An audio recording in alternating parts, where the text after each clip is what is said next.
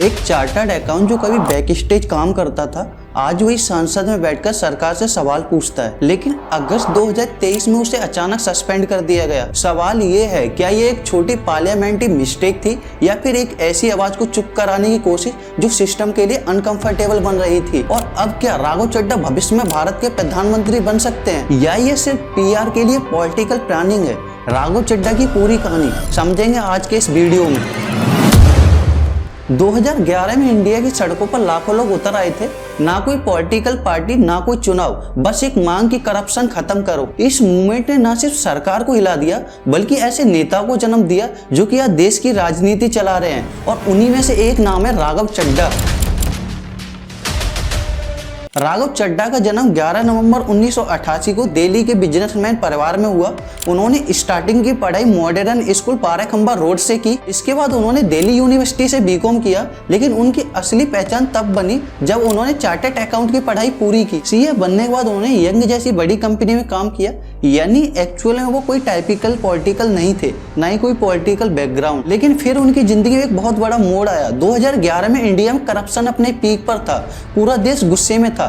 2G scam, Commonwealth scam, और इसी frustration के बीच एक नाम सामने आया, अन्ना हजारे। उन्होंने हंगर स्ट्राइक शुरू की और डिमांड रखी जन लोकसभा बिल की। देखते ही देखते अनेकों लोग इस आंदोलन में जुड़े, जैसे अरविंद केजरीवाल, किरण बेदी, प्रशांत भूषण, और दिल्ली का रामलीला मैदान इस मूवमेंट का सेंटर बना। देखते ही देखते ये आंदोलन एक चिंगारी से देशव्यापी आग बन गया। राघव चड्ढा इस मूवमेंट में ना तो स्टेज पर दिखे और ना ही मीडिया में हेडलाइन बने, लेकिन वो इस मूवमेंट के बैकएंड सिस्टम का हिस्सा थे। हर रिवॉल्यूशन में कुछ चेहरे होते हैं और कुछ लोग होते हैं जो स्पॉटलाइट से दूर रहकर भी सिस्टम को चलाते हैं। राघव चड्ढा उन्हीं में से एक थे। अन्ना हजारे मूवमेंट के बाद एक बड़ा फैसला लिया जाता है। अरविंद केजरीवाल डिसाइड करते हैं कि सिस्टम को बाहर से नहीं, अंदर से बदलना होगा, जिसे लेकर 2012 में आम आदमी पार्टी की स्थापना हुई। इस पार्टी का दावा था कि हम पारंपरिक राजनीति को बदलेंगे। राघव चड्ढा इस पार्टी के युवा कोर मेंबर में से एक बने, जिनकी जिम्मेदारी थी economics policy, budget analysis, tax policy research. इस वजह से उन्हें आपके अंदर पॉलिसी एक्सपर्ट कहा जाने लगा। 2015 में जब अरविंद केजरीवाल की पार्टी ने दिल्ली में भारी जीत हासिल की,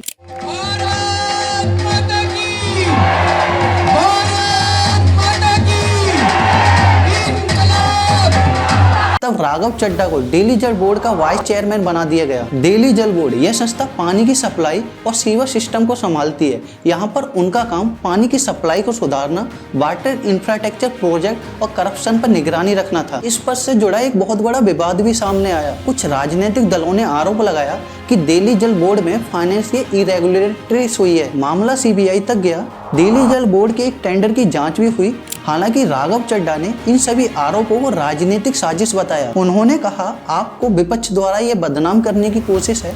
यह उनके जीवन काल का पहला पॉलिटिकल बड़ा अटैक था। 2019 में राघव चड्ढा को साउथ दिल्ली से लोकसभा का चुनाव लड़ाया गया। यह सीट वहां की सबसे टफ सीटों में से एक मानी जाती है। रमेश बिधूरी इनके खिलाफ चुनाव लड़ रहे थे। नतीजा सामने आया और राघव चड्ढा ये चुनाव हार गए।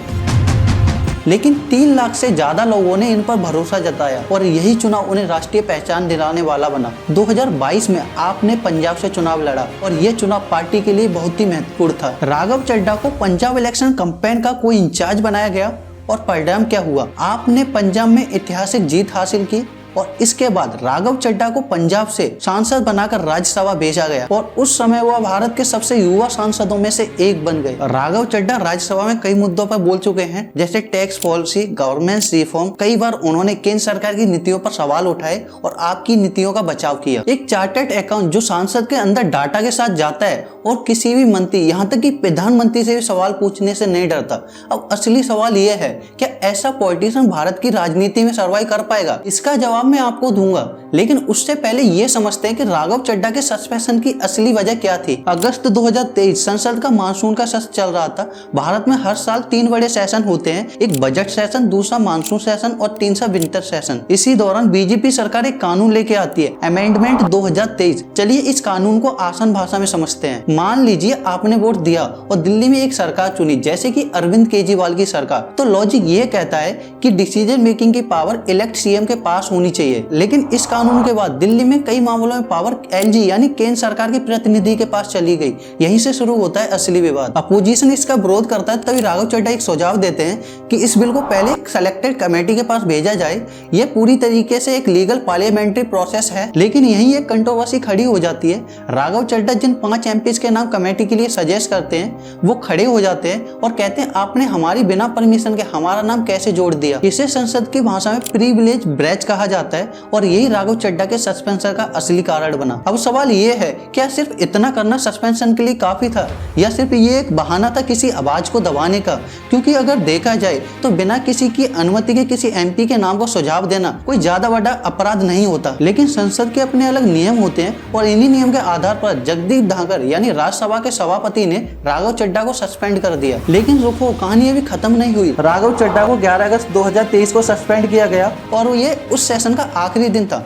मतलब टेक्निकली देखा जाए तो यह सस्पेंशन उसी सेशन तक सीमित होना चाहिए था। लेकिन जब दिसंबर में विंटर सेशन शुरू हुआ तो उन्हें संसद के अंदर जाने से रोका गया और यहीं से मामला और दिलचस्प हो गया। 13 दिसंबर 2023 संसद के अंदर एक ऐसी घटना होती है जो पूरे देश को चौंका देती है। 2 लोग विजिटर गैलरी से संसद के अंदर घुस जाते हैं और स्मोक कंटेनर छोड़ते हैं। यह एक सिर्फ घटना नहीं थी, ये एक सीरियस सिक्योरिटी लैप्स था। इसके बाद अपोजिशन एमपी मांग करते हैं कि गृह मंत्री आकर जवाब दें कि देश की सबसे सुरक्षित जगहों में से एक सांसद वहां पर ऐसी चूक क्यों हुई। अब यहाँ तक सब कुछ एक लोकतंत्र में सामान्य लगता है, सवाल पूछना, जनता की तरफ से जवाब मांगना, यही तो संसद का काम है। लेकिन इसके बाद जो हुआ वो पूरी तरीके से इस कहानी को और बड़ा बना देता है। कुल 146 एमपीज को सस्पेंड कर दिया गया और ये भारत के संसदीय इतिहास में सबसे बड़ा सस्पेंशन था। सरकार का कहना था कि एमपीज ने सदन की कार्यवाही बाधित की, लेकिन अपोजिशन का आरोप था कि उनकी आवाज दबाई जा रही है और इसी दौरान कुछ बेहद महत्वपूर्ण कानून पास किए जाते हैं, जैसे digital personal protection data act 2023 और क्रिमिनल लॉस में बड़े बदलाव, जिन्हें नए कानून के रूप में पेश किया गया। अब सोचने वाली बात यह है, जब इतने बड़े कानून इतने कम समय में पास होते हैं तो सिर्फ सवाल राजनीति का नहीं रहता, सवाल बन जाता है आपके डाटा का, आपकी प्राइवेसी का और आपके अधिकारों का। अपोजिशन का कहना था कि अगर इस पर बहस होती तो इन नियमों में बदलाव संभव थे। अब यहाँ पर एक और इंटरेस्टिंग पैटर्न दिखता है, जो हर 10 में से 7 बिल पहले कमेटी के पास भेजे जाते थे और उन्हें डिटेल में एनालाइज किया जाता था। अब वो संख्या घटकर 1 से 2 बिल तक सीमित रह गई है। खुद एक एमपी होने के बावजूद भी इन्होंने राइट टू रिकॉल नाम के एक लॉ को पास करने की डिमांड की।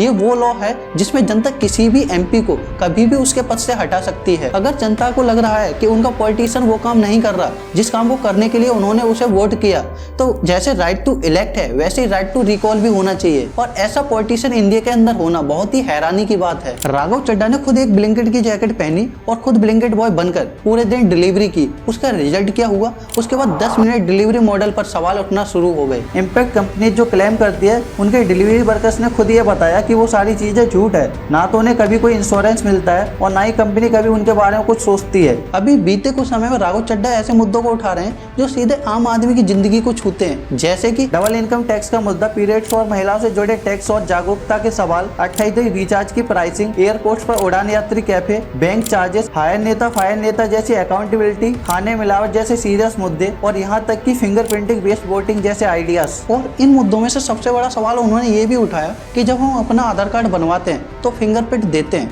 राशन लेने के लिए फिंगरप्रिंट लगाते हैं, खाद बीज लेने के लिए फिंगरप्रिंट का इस्तेमाल करते हैं, तो फिर वोट डालने के लिए फिंगरप्रिंट का इस्तेमाल क्यों नहीं किया जा सकता? क्या इससे वोट चोरी और फर्जी वोटिंग का खतरा कम नहीं हो सकता? लेकिन इन सब के बीच एक बहुत बड़ा सवाल रह जाता है जिसके लिए आपने इस वीडियो पर क्लिक किया।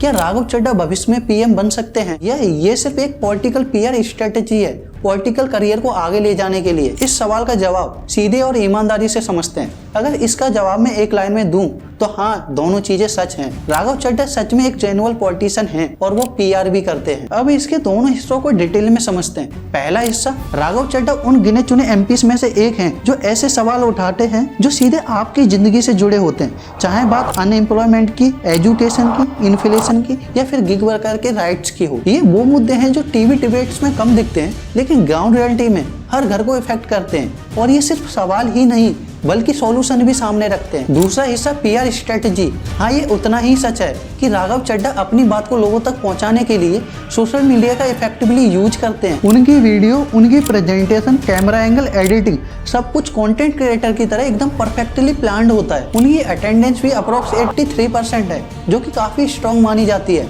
यानी ये सिर्फ एक नेता ही नहीं, एक्टिवली काम भी करते हैं। अब फैसला आपका है, क्या राघव चड्ढा हॉनेस्ट एक राइजिंग लीडर हैं या ये सिर्फ एक स्मार्ट पॉलिटिकल पीआर?